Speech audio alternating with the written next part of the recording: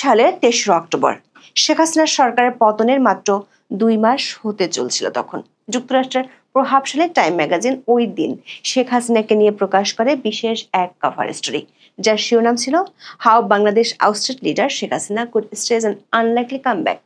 বাংলায় যার অর্থ দাঁড়ায় বাংলাদেশের ক্ষমতাচ্যুত নেতা শেখ হাসিনা কিভাবে অবিশ্বাস্য প্রত্যাবর্তন করতে পারেন। টাইম ম্যাগাজিনের সে সময়ের নিবন্ধটি সেভাবে দৃষ্টি কাড়েনি বাংলাদেশে, কারণ জুলাই আন্দোলনে শেখ হাসিনা সরকারের পতনের ২ মাস তখনও পার হয়নি। ডক্টর মোহাম্মদ ইউনূসের নেতৃত্বাধীন সরকার মধু চন্দ্রিমা উদযাপনে ব্যস্ত ছিল। তখন দেশ বিদেশের সংবাদ মাধ্যমে ছিল অধ্যাপক ইউনূসকে নিয়ে প্রশংসার বন্যা। জাতিসংঘ সাধারণ পরিষদ অধিবেশন উপলক্ষে নিউ ইয়র্ক যাত্রার মাধ্যমে খোলা হয় বিদেশ সফরের খাতা। এমন এক আনন্দঘন পরিবেশের মাঝে এমন খবর আলোচনায় আসবে না, সেটাই ছিল স্বাভাবিক। উল্টো সরকার সমর্থকেরা শুরু থেকেই দাবি করছেন বাংলাদেশে আওয়ামী লীগ এবং শেখ হাসিনার অধ্যায় শেষ। তবে টাইমের ১ বছর আগের কভার স্টোরিতে দেয়া কিছু ইঙ্গিত মিলে যাচ্ছে বা মিলতে শুরু করেছে। আকস্মিকভাবে বিশ্ব মিডিয়ায় একের পর এক প্রকাশ হচ্ছে শেখ হাসিনার সাক্ষাৎকার, তাকে নিয়ে আবার হচ্ছে কভার স্টোরিও। বিবিসি বাংলা ইঙ্গিত হলো শুধু প্রিন্টেড সাক্ষাৎকার নয়, বাংলাদেশের ফেব্রুয়ারি নির্বাচনের আগে ভিডিও সাক্ষাৎকার প্রচার হলে অবাক হওয়ার কিছুই থাকবে না। তার চেয়ে বড় আশঙ্কার বিষয় হলো ১ বছরের মধ্যে বিশ্ব মিডিয়া প্রশ্ন তুলছে জুলাই অভ্যুত্থান ব্যর্থ কিনা। সাম্প্রতিক সময় আওয়ামী লীগের নিষেধাজ্ঞা ও অংশগ্রহণমূলক নির্বাচনের ইস্যু নিয়ে আন্তর্জাতিক নানা মহল থেকে চাপে আছে সরকার। সবশেষ বাংলাদেশের আগামী জাতীয় নির্বাচনকে ঘিরে এই ২ ইস্যুতে সতর্ক বার্তা দিয়েছেন যুক্তরাজ্যের হাউজ অব লর্ডসের সদস্য লর্ড অ্যালেক্স কার্লাইল। প্রশ্ন হলো, শেখ হাসিনার বিরুদ্ধে মামলার রায় যখন ঘোষিত হতে পারে এবং নির্বাচন যখন সন্নিকটে, তখনই শেখ হাসিনার এত সাক্ষাৎকার প্রকাশ হচ্ছে কেন? আবার শেখ হাসিনার পক্ষ থেকে যেসব অভিযোগ উঠে আসছে সে সম্পর্কে অধ্যাপক ইউনূস ও তার পিআর টিম নীরব কেন?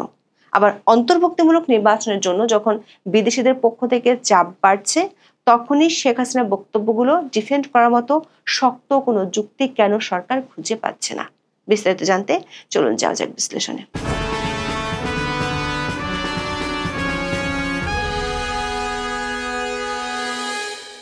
অন্তর্বর্তী সরকার ক্ষমতা নেওয়ার পর থেকে তার মিত্ররা দাবি করছেন বাংলাদেশের শেখ হাসিনা এবং আওয়ামী লীগের অধ্যায় শেষ। তবে প্রায় ১৫ মাসে সরকার এবং তাদের সমর্থকদের আওয়ামী লীগকে নিয়ে সবচেয়ে বেশি ব্যস্ত দেখা গেছে। দলটির কার্যক্রম নিষিদ্ধ করা হয়েছে এবং তারা নির্বাচনে অংশ নিতে পারবে না বলে জানানো হয়েছে। আন্তর্জাতিক অপরাধ আদালতে চলছে শেখ হাসিনা সহ দলের শীর্ষ নেতাদের বিচার। সারা দেশে নেতা কর্মীদের বিরুদ্ধে হয়েছে হাজার হাজার মামলা। তবে এরই মাঝে ধীরে ধীরে আওয়ামী লীগের সক্রিয়তা বাড়ছে। ঢাকা সহ সারা দেশে চলছে ঝটিকা মিছিল। পুলিশের শীর্ষ পর্যায় থেকেও স্বীকার করা হয়েছে আওয়ামী লীগের মতো একটি বিশাল দলকে নির্মূল করা সম্ভব নয়। অন্যদিকে আওয়ামী লীগের সক্রিয়তার বিপরীতে সরকারের মিত্রদের মধ্যে এখন বিভাজন বেশ স্পষ্ট হয়ে উঠেছে। বিশেষ করে জুলাই সনদের নাটকের ঘনঘটায় প্রধান দলগুলোর মধ্যে মুখ দেখাদেখি বন্ধ হওয়ার পথে। একে অন্যের বিরুদ্ধে বাজাচ্ছে যুদ্ধের দামামা। অধ্যাপক ইউনূসকে নিয়েও মিত্র দলগুলোর অভিযোগে শেষ নেই। এমন লেজে গোবরে অবস্থার মধ্যে আকস্মিকভাবে আন্তর্জাতিক মিডিয়ায় শেখ হাসিনার একের পর এক সাক্ষাৎকার প্রকাশিত হচ্ছে। যেসব মিডিয়া কয়েক মাস আগেও অন্তর্বর্তী সরকারের প্রশংসায় পঞ্চমুখ ছিল, তারা এখন জুলাই অভ্যুত্থান ব্যর্থ কিনা সে প্রশ্ন তুলেছে। অধ্যাপক ইউনূস ক্ষমতা নেওয়ার শুরু থেকেই অন্তর্বর্তী সরকারের মিত্রের ভূমিকা নেয় যুক্তরাজ্যের প্রভাবশালী দৈনিক দ্য ফিনান্সিয়াল টাইমস। বিভিন্ন সময়ে আওয়ামী লীগ সরকারের অনিয়মের অভিযোগ নিয়ে প্রকাশিত হয়েছে প্রতিবেদন। আবার প্রধান উপদেষ্টার একাধিক সাক্ষাৎকারও প্রকাশ করে পত্রিকাটি। কিংস পার্টি এনসিপি গঠনের আনুষ্ঠানিক ঘোষণাটিও প্রথম এই পত্রিকার মারফতে দেন অধ্যাপক ইউনূস। গত জানুয়ারিতে সুইজারল্যান্ডের দাভোস সফরের সময় এক সাক্ষাৎকারে তিনি এই ঘোষণা দেন। এই সাক্ষাৎকারে ১ মাসের মধ্যে নাহিদ ইসলামের নেতৃত্বে আনুষ্ঠানিক যাত্রা শুরু করে এনসিপি। কিন্তু সেই ফিনান্সিয়াল টাইমসের কন্টেন্ট এবং কন্টেন্টের ফ্রেমিং পাল্টে গেছে রাতারাতি। অন্তর্বর্তী সরকার এবং অধ্যাপক ইউনূসের এমন ঘনিষ্ঠ পত্রিকাটিতেই এখন জুলাই অভ্যুত্থান ব্যর্থ কি না সেই প্রশ্ন তোলা হয়েছে। বাংলাদেশের জেনজি বিপ্লব কি ধ্বংসের পথে, এমন শিরোনামে বিশাল এক প্রতিবেদন ৭ই নভেম্বর প্রকাশ করে দ্য ফিনান্সিয়াল টাইমস। এতে বলা হয়, শেখ হাসিনার পতনের ১ বছরের বেশি সময় পর ছাত্র আন্দোলন থেকে বাস্তব পরিবর্তনের সম্ভাবনা হারিয়ে যাচ্ছে। প্রতিবেদনে বলা হয়, ছাত্র আন্দোলনটি নতুন মুখ নিয়ে নতুন রাজনৈতিক সমঝোতার সম্ভাবনার কথা বলতেও এখন তার উপর থেকে বিশ্বাস উঠে যাচ্ছে, কারণ বহুদিন ধরে দেশকে নিয়ন্ত্রণ করা প্রতিষ্ঠিত রাজনৈতিক শক্তিগুলো আবার প্রভাব বিস্তার করছে। বাংলাদেশে বিভাজনমূলক ধর্মীয় সহিংসতা এখন সাধারণ ঘটনায় পরিণত হয়েছে। বাড়ছে উগ্রপন্থী ইসলামী ব্যবস্থার আশঙ্কা। অদ্ভুত ব্যাপার হলো, আওয়ামী লীগের প্রতি নমনীয় সুরও দেখা গেছে প্রতিবেদনে। বলা হয়েছে, দলটি তাদের বেশ কিছু নেতাকর্মী হত্যাকাণ্ডের শিকার বলে দাবি করছে। অধ্যাপক ইউনূস নিজেও ক্ষমতার অপব্যবহার ও আইনের অপপ্রয়োগের অভিযোগের মুখোমুখি। তার সরকার আওয়ামী লীগকে ফেব্রুয়ারিতে অনুষ্ঠেয় নির্বাচনে নিষিদ্ধ করেছে।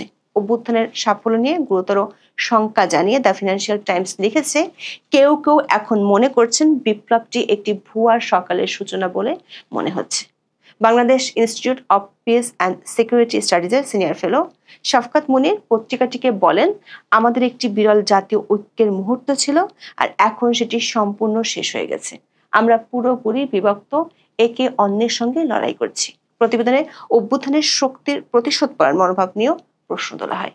পত্রিকাটি লিখেছে, রাজধানীর রাস্তাঘাটে স্বেচ্ছা নির্বাসিত শেখ হাসিনার বিরুদ্ধে প্রতিশোধ নেয়ার ক্ষুধা স্পষ্টভাবে দৃশ্যমান।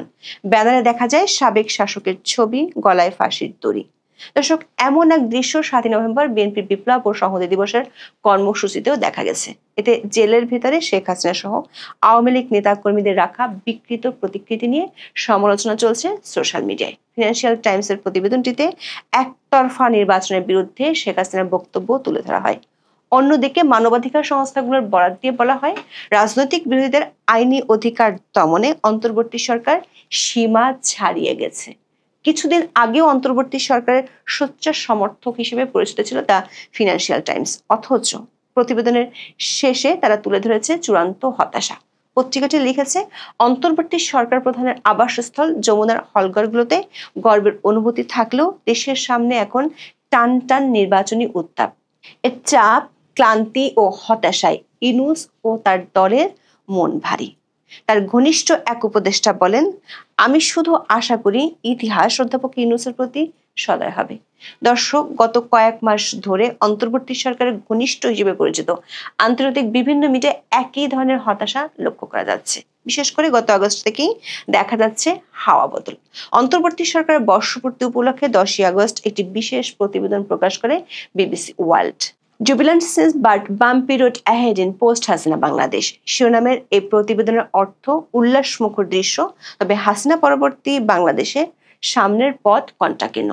এই প্রতিবেদনের পরতে পরতে ছিল 1 বছরের সরকারের ব্যর্থতার খতিয়ান। এমনকি সরকার এক সময়কার ঘনিষ্ঠরাও অভিযোগ করেন, পরিস্থিতির উন্নতি হওয়ার বদলে আরো খারাপ হচ্ছে। বিবিসির প্রতিবেদনে বলা হয়, শেখ হাসিনা সরকারের পতন ও নতুন ভবিষ্যতের প্রতিশ্রুতির বার্ষিকী উদযাপন করতে এ সপ্তাহে হাজারো মানুষ ঢাকার কেন্দ্রস্থলে জড়ো হয়েছিলেন। মুষলধারে বৃষ্টির মধ্যে অন্তর্বর্তী সরকার প্রধান মোহাম্মদ ইউনূস, বিভিন্ন রাজনৈতিক দলের নেতা এবং কর্মীরা নতুন বাংলাদেশ করার পরিকল্পনা ঘোষণা করেন।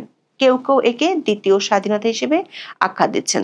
তবে গত 12 মাসের চিত্র এই উল্লাসমুখর দৃশ্যের সঙ্গে পুরোপুরি মানানসই নয়। মানবাধিকার সংস্থাগুলো বলছে, এ সময় গণপিটুনিতে হত্যা, মব সন্ত্রাস, প্রতিশোধমূলক হামলা ও ধর্মীয় চরমপন্থার পুনরুত্থান ঘটেছে। এটি গণতন্ত্রের পথে যাত্রা বাধাগ্রস্ত করতে পারে। বিবিসির মতো আল জাজিরাও আগস্টে ইউনূস সরকারের ব্যর্থতার খতিয়ান তুলে ধরে বিশাল প্রতিবেদন প্রকাশ করেছে। শেখ হাসিনার পতনের বর্ষপূর্তিতে আশা ও অচলাবস্থার সন্ধিক্ষণে বাংলাদেশ শিরোনামের প্রতিবেদনে বলা হয়, বিক্ষোভকারীরা চেয়েছিলেন সত্যিকারের পরিবর্তন, অথচ রাজনৈতিক দলগুলো ক্ষমতার জন্য প্রতিযোগিতায় জড়িয়ে পড়া এবং সংস্কারের অঙ্গীকার টলমল হয়ে পড়ায় তৈরি হয়েছে অস্থিতিশীলতার আশঙ্কা। এই আল জাজিরা এবং বিবিসি ওয়ার্ল্ডে কয়েক মাস আগেও সাবেক আওয়ামী লীগ সরকারের বিরুদ্ধে অভিযোগ ধারাবাহিকভাবে প্রচারিত হতে দেখা গেছে। ইউনূস সরকারের প্রতি তাদের প্রাণ খোলা সমর্থনের বিষয়টিও ছিল স্পষ্ট। তবে বছর প্রতি অন্তর্বর্তী সরকার নিয়ে চরম হতাশা শুরু হয়।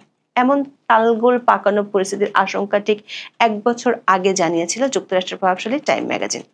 এতদিন পর দেখা যাচ্ছে তাদের পূর্বাভাস সত্যি প্রমাণিত হচ্ছে। 2024 সালের 3রা অক্টোবর টাইমের প্রতিবেদনে বলা হয়, অন্তর্বর্তী সরকারের ব্যর্থতা এবং মৃত্যুদের হানাহানির কারণে আবার শক্তিশালী প্রত্যাবর্তন ঘটতে পারে শেখ হাসিনার। প্রতিবেদনে বলা হয়, শেখ হাসিনার প্রস্থান নিয়ে প্রথমে উচ্ছ্বাস দেখা দিয়েছিল, তবে এখন দেশ কোন পথে যাবে তা নিয়ে কোলাহল ও ঝগড়ায় রূপ নিয়েছে। সংস্কারপন্থীরা বড় ধরনের সংকটে আছেন। কার্যকর সংস্কার বাস্তবায়ন এবং নিপীড়নের জন্য দায়ীদের জবাবদিহিতা আনতে সময় লাগবে। অর্থনৈতিকভাবে ভুগতে থাকা দিক নির্দেশনাহীন দেশ দ্রুত ধৈর্য হারাবে। অস্থিরতা ও অচলাবস্থা চলতে থাকলে বিপর্যস্ত জনগণ শেখ হাসিনার রেকর্ডের দিকে হয়তো আরো সহানুভূতির সঙ্গে ফিরে তাকাবে। টাইমের প্রতিবেদনে উইলসন সেন্টারের দক্ষিণ এশিয়া ইনস্টিটিউটের পরিচালক মাইকেল কুগেলম্যান বলেন, শেখ হাসিনার প্রত্যাবর্তন খুবই বিশ্বাসযোগ্য সম্ভাবনা।